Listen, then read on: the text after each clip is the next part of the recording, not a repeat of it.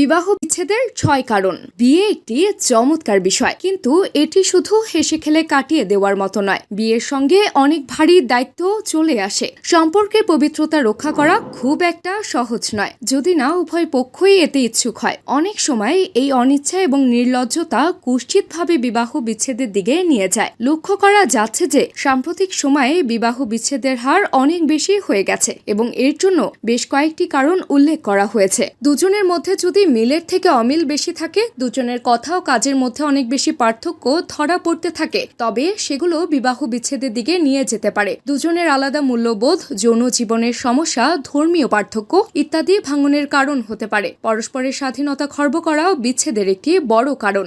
বেশিরভাগ মারামারি, তর্ক এবং বিবাহ বিচ্ছেদের মূল কারণ হলো ভুল বোঝাবুঝি। সন্দেহ করা এবং অনুমান নির্ভর বিষয়গুলো এই সমস্যার কারণ হতে পারে। পারিবারিক সমস্যা এবং আর্থিক বিষয়গুলো খোলামেলা আলোচনা না করা হলে তা বিবাহ বিচ্ছেদের দিকে নিয়ে যেতে পারে। তাই একে অপরকে বুঝতে হলে খোলাখুলি কথা বলুন। কোনো সম্পর্কেই অবিশ্বস্ত হওয়া গ্রহণযোগ্য নয়। দাম্পত্য সম্পর্কে এমনটা ঘটলে আপনি অন্যর কাছ থেকে বোঝার আশা করতে পারেন না। আপনাদের বিয়ের সম্পর্কটি যদি প্রতারণা, মিথ্যাচার বা লুকোচুরি দিয়ে শুরু হয়, তবে সেটি ধীরে ধীরে ভাঙনের দিকে আগাতে পারে। যদি বিয়ের সম্পর্কটি টিকিয়ে রাখতে চান, তবে পরস্পরের প্রতি সৎ থাকুন। অ্যালকোহল, ড্রাগ বা অন্য কোনো খারাপ আসক্তি বেশিরভাগ সময় বিবাহ বিচ্ছেদের দিকে নিয়ে যেতে পারে।